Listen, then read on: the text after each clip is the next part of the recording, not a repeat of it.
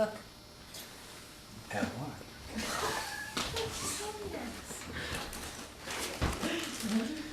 Information has been spread through many forms in the history of our world.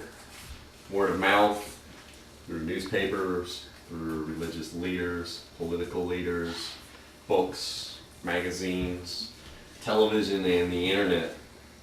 The television has had more influence on people's morals, language, and way of life than we have seen from anything else in the history of our world.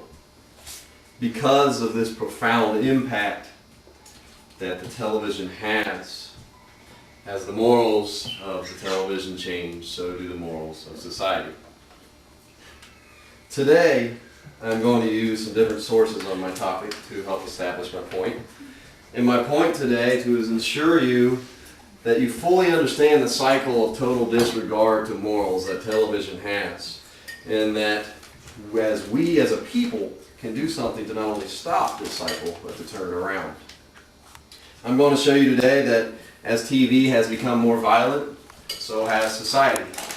I'm going to show you today that as TV has become more immorally sexual, so has society. I'm also going to show you today that as TV has become more of a drinking party, so has society. So let us begin with violence on TV. In an article posted on parentstv.org, a study was shown on children watching TV 25 hours a week. In this study, it states, it is estimated that by the time the average child leaves elementary school, he or she will have witnessed 8,000 murders and over 100,000 acts of violence. By the time that child is 18 years of age, he or she will have witnessed 200,000 acts of violence, including 40,000 murders. One 17-year longitudinal study concluded that teens who watch more than 1 hour of TV a day were almost 4 times as likely as other teens to commit aggressive acts in adulthood. In an article posted on CNN.com on March 28, 2002, it was stated that kids are getting suspended for incredibly minor violations ever since Columbine. And yet, in the media that they see every day, violence is shown as the way to solve problems. Violence on TV affects violence in our society. More violence on TV means more violence in our society. The evidence is clear. Sex on TV. There was a study on the ages of kids from the age of 12 through 17. And in that study, it states that the size of the adjusted intercourse effect was such that youths in the 90th percentile of TV sex viewing had a predicted probability of intercourse initiation that was approximately double that of youths in the 10th percentile for all ages that were studied. Exposure to TV that included only talk about sex was associated with the same risks as exposure to TV that depicted sexual behavior. So not only did viewing actual sexual actions on TV affect the youth, but just merely the talking about the sex affected the youth. So immoral sex on TV contributes to immoral sex in society. And once again, the evidence is clear. Alcohol use on TV. When asked to choose their favorite television commercial in a spring 2002 study, more teens named commercials for Budweiser than any other brand, including Pepsi, Nike, and Levi's.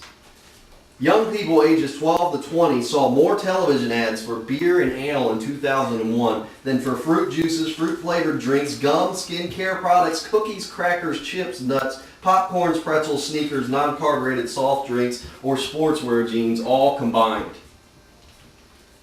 More alcohol on TV means more alcohol in society. The evidence is once again clear. So in conclusion, violence on TV has a clear connection with increasing violence in society. Sex on TV has a clear connection with immoral sex in society. Alcohol on TV has a clear connection with alcohol consumption in society. TV immortality has a clear connection with immortality in society. TV censorship is being abandoned. The first test in determining what obscene behavior is, according to the Federal Commission's Communications Commission, is an average person applying contemporary community standards must find that the material as a whole appeals to the prudent interest. Example, material having a tendency to excite lustful thoughts. The average person. We need to show the FCC we are the average person. The average person, according to the FCC right now, has no problem with the immoral acts that we see on TV. We need to let the FCC realize that we are the average person. So take a stand. Contact the FCC. Email them with your complaints. Call them with concerns. Protest immoral movies and television shows.